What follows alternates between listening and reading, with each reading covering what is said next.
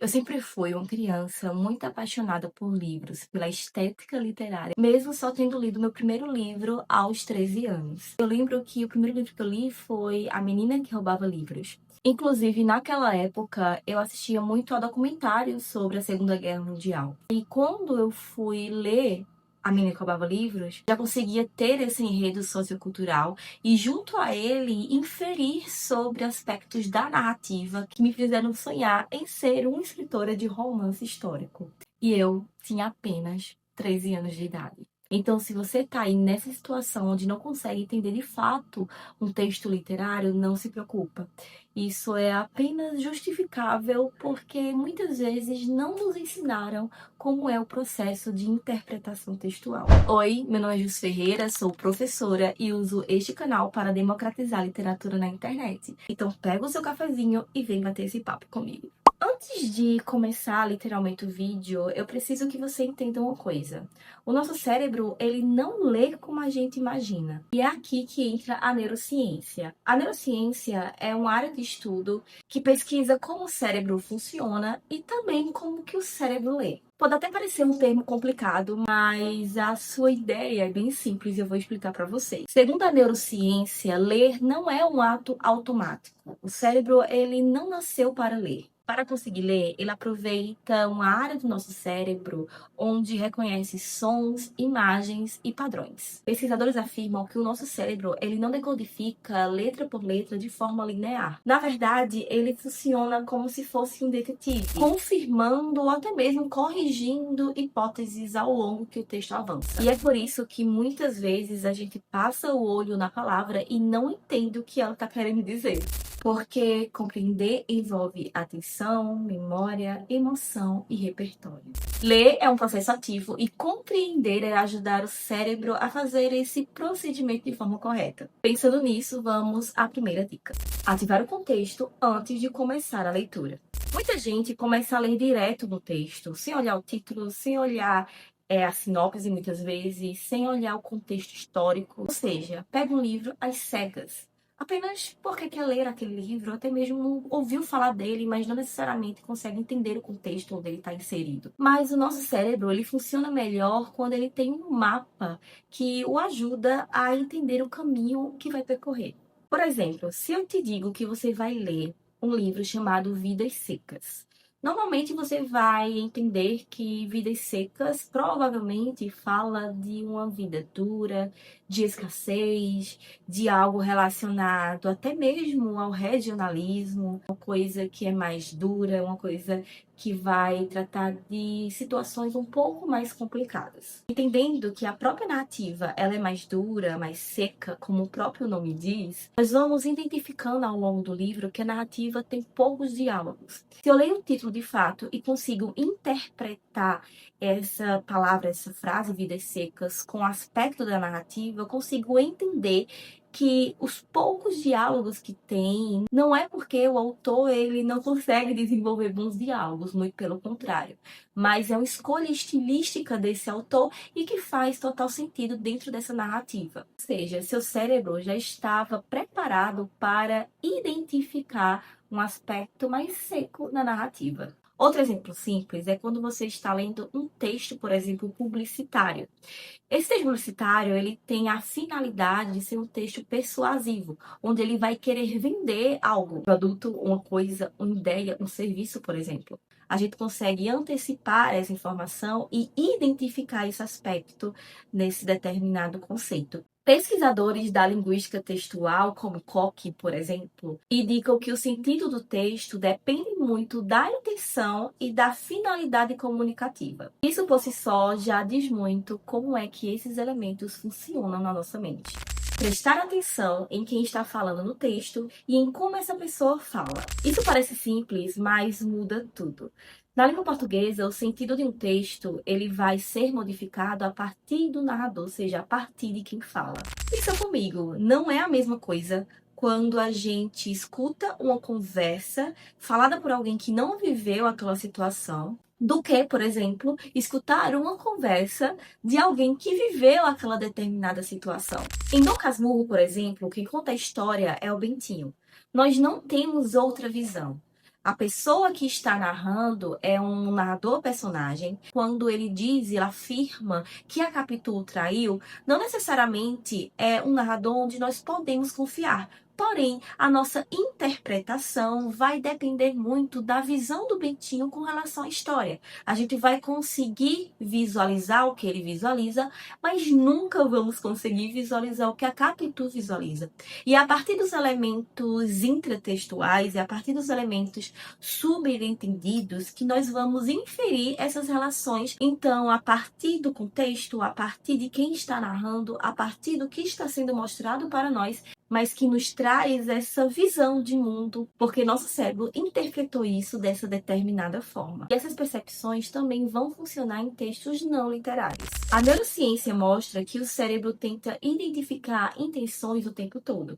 Pesquisadores explicam que entender a intenção por trás da linguagem ajuda o cérebro a organizar melhor o sentido do texto. Leia buscando o sentido e não respostas prontas. Muita gente foi treinada na escola a ler procurando a resposta certa, a ler tentando identificar o que o texto está querendo dizer para responder uma questão. E isso não é a forma de interpretar um texto literário de forma correta. Só esse tipo de interpretação não funciona. Então, para você fazer uma prova, ok, isso é válido. Mas para você ler para a vida, essa tática não funciona. Vou te dar um exemplo bem claro. Quando o autor ele repete palavras em um texto, não necessariamente é porque o autor ele não tem conhecimento linguístico, muito pelo contrário. Isso pode explicar um aspecto da narrativa muito importante, que é a falta de comunicação desse personagem. Em Vidas Secas, eu vou dar esse exemplo porque nós estamos lendo ele no Clube Erudição, que é o meu clube do livro de literatura clássica e estudos literários. Nesse livro, por exemplo, nós temos a repetição, muitas vezes, de que Fabiano, ele é um bicho. Os personagens repetem falas, repetem gestos, repetem intenções, repetem pensamentos. Ou seja, essa repetição acontece porque o narrador quer que o leitor sinta monotonia. Tudo isso porque a gente já entendeu que o texto tem uma narrativa crua, uma narrativa seca, uma narrativa onde os personagens eles não têm conhecimentos diversos e eles muitas vezes repetem a única coisa que eles desejam, que eles pensam sobre eles mesmos ou que eles sonham ter. Portanto, a literatura ela tem entendimento diverso.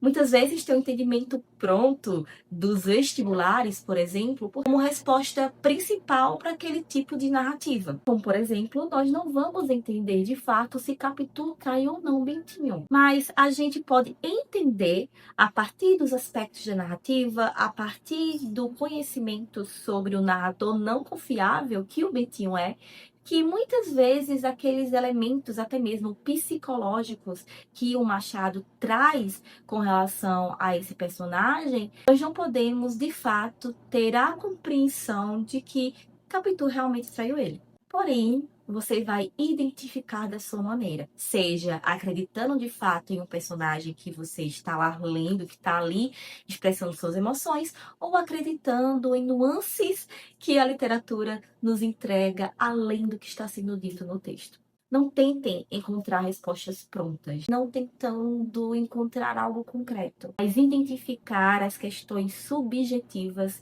que a narrativa te propõe nesses aspectos literários. Segundo a neurociência, quando uma palavra ou ideia se repete, o cérebro entende que aquilo é importante. A repetição cria destaque, cria ênfase e orienta a interpretação. É por isso, muitas vezes, que nós aprendemos inglês a partir da repetição. Quanto mais você lê livros dramáticos com enredo pesados e densos, mais você consegue entender esses tipos de textos. Porque o seu cérebro já vai ter identificado outros muito parecidos e mesmo que sejam diferentes, ainda assim o nosso cérebro ele funciona de uma forma onde ele vai identificar essas nuances. Então, quando você identifica algo pertinente no texto, algo que você não consegue de fato entender imediatamente, a pergunta que você tem que fazer é: o que o autor quis dizer com isso? A partir dessa pergunta, você vai conseguir levar os seus pensamentos a um caminho de interpretação. A neurociência explica que o cérebro trabalha muito por inferência.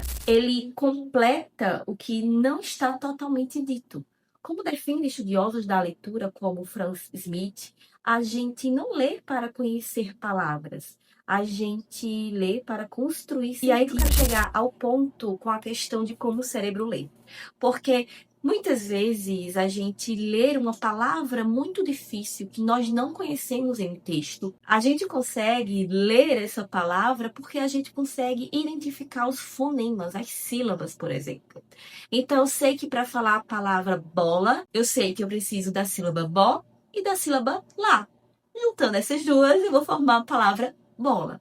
Mas se eu não conheço, se eu não sei o significado da palavra bola, ela contextualizada em um texto literário, por exemplo, não vai fazer sentido para mim. Muitas vezes a gente não consegue entender um texto clássico porque a gente não consegue saber o que aquela palavra está querendo dizer. Então a gente sabe ler a palavra, sabe que aquela palavra ela tem um R, ela tem uma sílaba tônica, ela é um ditongo e tudo mais, a gente consegue identificar isso, mas nós não conseguimos saber o que é que ela diz. E uma vez que não há entendimento, não há compreensão. E o contrário também faz muito sentido. Então, uma vez que você ler uma palavra que você não conhece e vai continuar o texto sem, ao menos, pesquisar essa palavra no Google para identificar e entender o que é que ela quer dizer, você não vai conseguir, de fato, interpretar aquele texto, aquela história. Então, se o livro é um livro clássico e ele tem muitas palavras antigas que nós não conhecemos, é importante nós lermos esse livro com o Google aberto, com um dicionário aberto, do jeito que você quiser. Porque livros clássicos, eles são difíceis, não necessariamente porque é uma narrativa extraordinária, isso acontece bastante, mas porque eles são clássicos e a linguagem, ela é antiga. Então, é importante que a gente entenda que o nosso cérebro, ele consegue ler a palavra, mas se a gente não sabe o que é que ela é, ele não consegue interpretar. Sabe quando as pessoas dizem que ler faz com que a gente aprenda novas palavras, que a gente fale melhor? É por conta disso. Porque quando a gente lê, pesquisando determinadas palavras que nós não conhecemos, a gente aprende novas palavras. Interpretar o texto não é talento, é treino, atenção e mudança de postura diante a leitura. Se esse vídeo te ajudou, clique em gostei, se inscreva no canal, comenta aqui embaixo o que você achou, vamos conversar sobre qual é o texto que você sente mais dificuldade de interpretar, como é que esse vídeo pode te ajudar a entender melhor como interpretar. Vou deixar as minhas redes sociais aqui na tela e, como sempre, todas as referências que eu utilizei para fazer esse vídeo eu vou deixar na descrição. Então, um beijo e até o próximo vídeo. Tchau, tchau!